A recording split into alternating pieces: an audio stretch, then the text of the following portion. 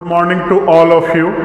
आज के इस ऑनलाइन सेशन में हम लोग बाइनोमियल एक्सपेंशन के कोएफिशिएंट के बारे में इम्पोर्टेंट इंफॉर्मेशन देखेंगे कि information about coefficient of binomial expansion क्या होता है।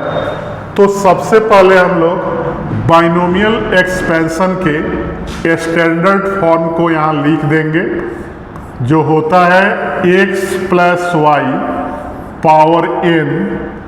तो पहला टर्म इसका होगा nc0 और पहले वाले के पावर में अपर लिमिट से लोअर लिमिट घटाते हैं तो n से 0 घटाएंगे तो n आएगा, और दूसरा जो वेरिएबल y है उसका पावर लोअर लिमिट ही दे देते हैं। तो पहला टर्म मैंने लिखा जिसको t1 बोलेंगे, और फिर t2 अगर लिखा जाए तो nc1 x का पावर n माइनस 1 और y का पावर 1 हो जाएगा।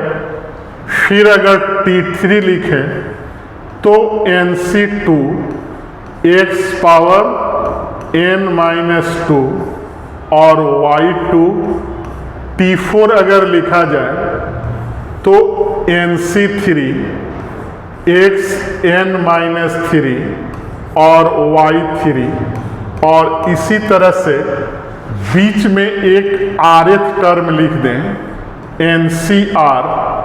तो x का पावर क्या होगा, rth टर्म है तो यहाँ r माइनस 1 होगा, क्या कि जितना नंबर ऑफ टर्म है उससे एक कम लोअर लिमिट ले रहे हैं। तो x का power n minus r minus 1 और y का पावर r माइनस 1, और लास्ट में क्या लिखेंगे ncn और x n माइनस n0 और y का पावर क्या हो जाएगा n हो जाएगा। तो इसी को हम लोग क्या बोलते हैं, बाइनोमियल एक्सपेंशन बोलते हैं, और इसी के बारे में हमें इम्पोर्टेंट इंफॉर्मेशन देखना है। तो सबसे पहला इंफॉर्मेशन हो गया कि इसमें नंबर ऑफ टर्म्स देखेंगे कि नंबर ऑफ टर्म्स क्या होगा। तो नंबर ऑफ टर्म्स अगर काउंट किया जाए तो 1 से लेकर n तक n टर्म होगा, और एक 0 ज़्यादा है तो नंबर ऑफ टर्म कितना हो गया, n प्लस 1 टर्म हो गया। मतलब कि कह सकते हैं कि जो इंडेक्स है, पावर है, उससे एक ज़्यादा नंबर ऑफ टर्म आएगा। यहाँ मैं लिख दे रहा हूँ more than 1 of its index, मतलब कि जो पावर है उससे एक ज़्यादा। और सेकंड नंबर इंफॉर्मेशन हो गया कि एक्स वाई का जो कोएफिशिएंट है उसको बाइनोमियल एक्सपेंशन का कोएफिशिएंट बोलते हैं। तो nc0 nc1 nc2 nc3 और बीच में क्या था ncr माइनस 1 और फिर ncn r कोएफिशिएंट ऑफ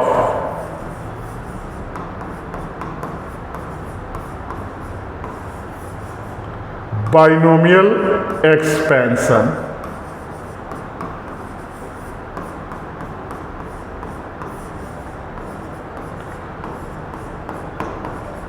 उसके बाद का इंफॉर्मेशन देखें, थर्ड नंबर इंफॉर्मेशन। तो थर्ड नंबर इंफॉर्मेशन हो गया कि जनरल टर्म अगर इसका लिखा जाए तो जनरल टर्म को हम लोग rth टर्म बोलेंगे। तो rth टर्म अगर लिखें तो क्या आएगा, टी आर का वैल्यू एन सी एक कम हो जाएगा और x का पावर अपर लिमिट से लोअर लिमिट माइनस करेंगे और y का पावर क्या होगा, लोअर लिमिट ही हो जाएगा। यहाँ मैं नाम लिख दे रहा हूँ, n को हम लोग बोलते हैं अपर लिमिट ऑफ c, नाम से याद रखना है। और r-1 को हम लोग बोलते हैं लोअर लिमिट।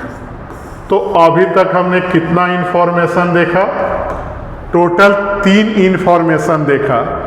एक तो देखा कि नंबर ऑफ टर्म्स, फिर हमने देखा कि कोएफिशिएंट क्या होता है, और उसके बाद जनरल टर्म को कैसे लिखेंगे।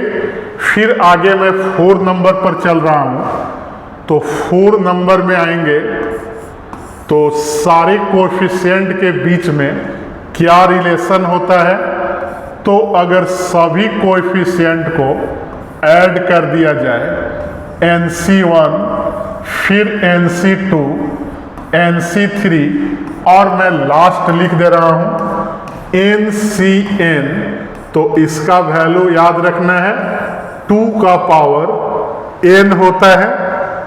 और अगर 5 नंबर लिखा जाए NC0, फिर मैं माइनस कर दिया, फिर प्लस, फिर माइनस, माइनस प्लस आगे बढ़ते जाए और लास्ट में क्या मैंने लिख दिया, -1 का पावर n NCN, तो इसका वैल्यू 0 होता है।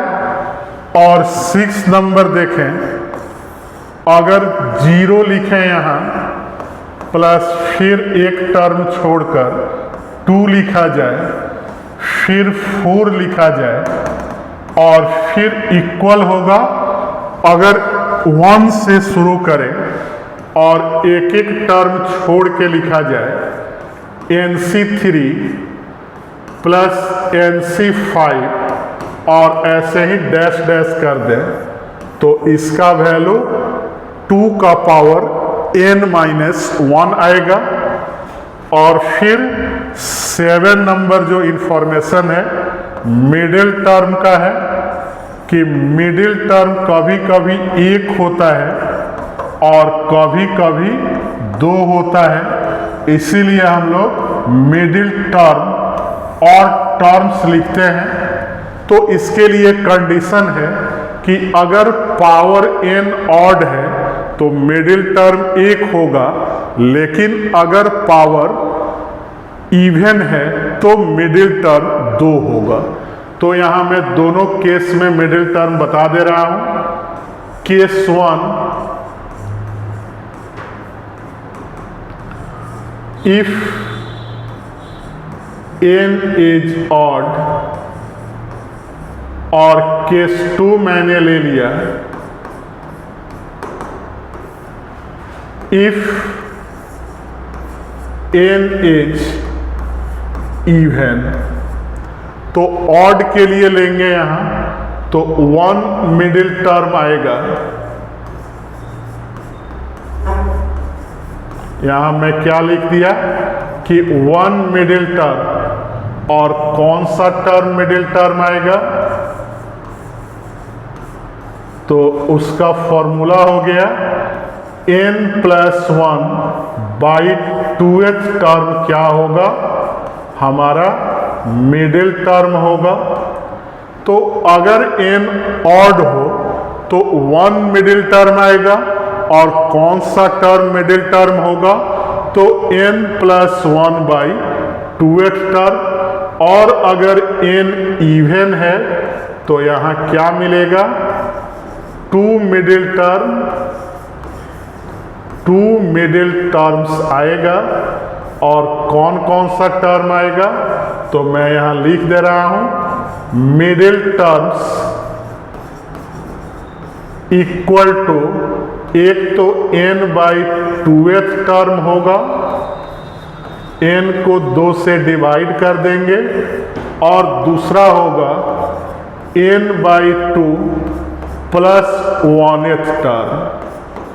तो इस चीज को याद रखना है कि अगर n ऑड हो तो 1 मिडिल टर्म, और अगर n इवन हो तो 2 मिडिल टर्म होगा। तो हमने टोटल 7 इंफॉर्मेशन आप लोगों के साथ शेयर किया जो कि कोएफिशिएंट ऑफ बाइनोमियल एक्सपेंशन से रिलेटेड है। तो हमारे वीडियो को लाइक, चैनल को सब्सक्राइब और फेसबुक आईडी को फॉलो करते रहें। Thank you.